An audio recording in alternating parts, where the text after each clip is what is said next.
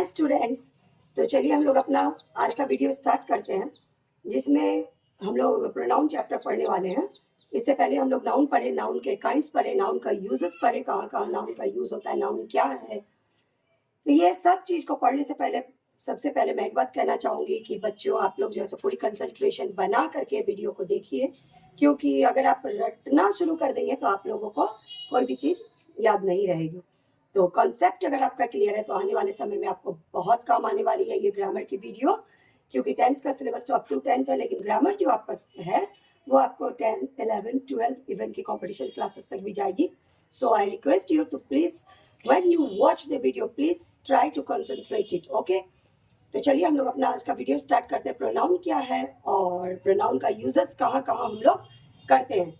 चलिए, pronoun, what is a pronoun? Pronoun किसे कहते हैं? A pronoun is a word used in place of a noun. जैसा कि हम लोग नाउन पढ़े थे कि किसी भी नाम को हम लोग नाउन कहते हैं, तो प्रोनाउन का है कि नाउन के जगह पे, यानी नाउन जब रिप्लेस होगा तभी प्रोनाउन यूज होगा। अब अगर मान लीजिए प्रोनाउन अगर हम लोग नहीं लगाते हैं तो कितना खराब लगेगा।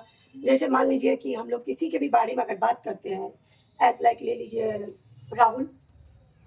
Rahul is a boy. Rahul is playing cricket. Rahul is studying in class 7. Rahul is eating. Rahul is sleeping. कितना खराब लगता है, सेंटेंस का खूबसूरती समाप्त हो जा रहा है और देखने में सुनने में भी अच्छा नहीं लगता है। तो इसीलिए प्रोनाउन का यूज किया जाता है। जैसे Rahul, Rahul is a boy.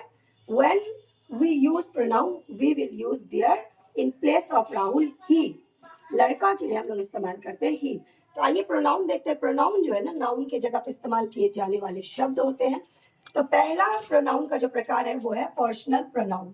तो पर्सनल प्रोनाउन मतलब आप लोग नाम से ही समझ में आ गया होगा कि पर्सनल प्रोनाउन किसे कहते हैं। पर्सनल प्रोनाउन में आपको 3 काइंड होते हैं, first person, second person and third person. I और we first person, you second person, he, she, it, they वगैरह जो है वो थर्ड पर्सन। तो फर्स्ट पर्सन बच्चों कौन होते हैं?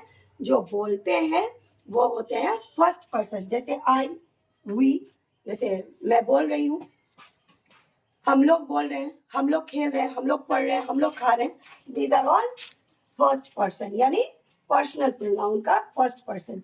सेकंड पर्सन यू, आपको ये जो है सिंगुलर में भी यू और प्लूरल में भी यू। जैसे कि यहाँ हम बनाए हैं subjective case, possessive case and objective case. तो यू हो गया। थर्ड पर्सन यू कौन होता है? अगला व्यक्ति जो सुन रहा है, उसे हम कहेंगे सेकंड पर्सन। थर्ड पर्सन कौन हो गया? ही, शी, इट, दे। जैसे हम किसी के बारे में बात कर रहे हैं, मान लीजिए वे, वो, वे लोग, वे सब, या राम, श्याम, सीता, गीता, कोई भी हो, उसके बारे में अगर हम बात करते हैं तो वो हो गया थर्ड पर्सन। जैसे दे, वे लोग, ही लड़का के लिए इस्तेमाल किया जाता है, शी लड़की के लिए, और इट जो है एज लाइक हम लोग जानवर वगैरह के लिए भी करते हैं इस्तेमाल, उसे इट लगाते हैं वहां पे। तो ये हमारा सब्जेक्टिव केस में आता है। जब भी स्टार्टिंग में ये सारे शब्द आते हैं तो क्या होता है, वो सब्जेक्टिव केस में जाता है। और यही चीज जब ऑब्जेक्ट के तरह यूज होता है तो ये ऑब्जेक्टिव केस में आता है। जैसे आई का हो गया मी, आई मतलब मैं, मी मतलब भी मैं। वी का हो जाएगा आवर, ये जो पॉजिटिव केस में है, उसके बाद हो जाएगा अस। वी मतलब हम लोग, अस, आवर मतलब हमारा, और अस मतलब भी हम लोग। यू का योर, योर्स, और अगर ऑब्जेक्टिव केस में हम लोग जाते हैं तो देम। दे का देयर, देयर्स, और अगर ऑब्जेक्टिव केस में है तो हिम। ही का हिज, शी का हर, हर्स, और इट का बच्चों इट ही रहेगा। तो जैसे देखिए ये हो गया आपका फर्स्ट पर्सन, सेकंड पर्सन और थर्ड पर्सन। जैसे अब आप मान लीजिए कि इसको अगर हम सब्जेक्ट के तौर पे इस्तेमाल करते हैं तो यह क्या हो जाएगा, सब्जेक्टिव केस में चला जाएगा। पॉजेसिव केस, पॉजेसिव केस का मतलब क्या होता है? पॉजेसिव मतलब क्या?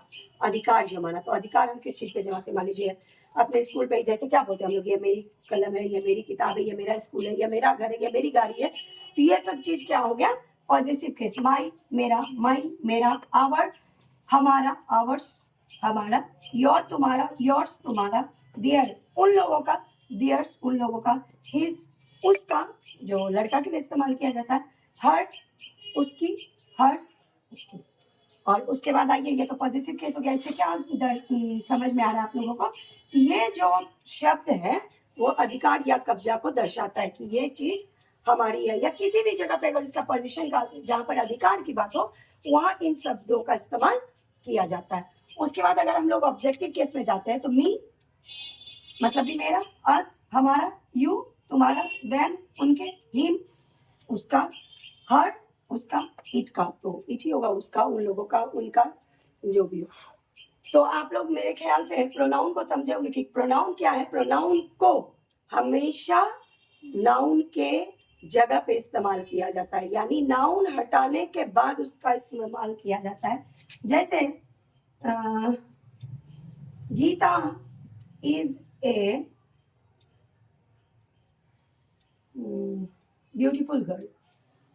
ओके, अब हम क्या करेंगे? गीता इज राइटिंग या रीडिंग।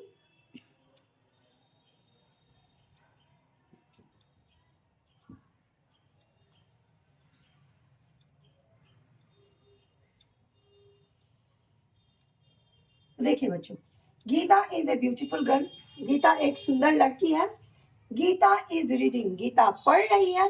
गीता इज, मान लीजिए यहां लगाते हैं हम लोग, Geeta is also good player, also a good player. तो कितना देखने में कितना खराब लग रहा है, देखिए। तो हम लोग क्या करेंगे? प्रोनाउन कैसे यूज करेंगे? ये जो बातें हो रही है, ब्यूटीफुल कौन है? गीता। तो गीता हो गया हमारा क्या? सब्जेक्ट। अब प्रोनाउन नाउन भी है। अब यहाँ हम लोग गीता को हटा करके शी लगाएंगे। She is reading, she is also a good player.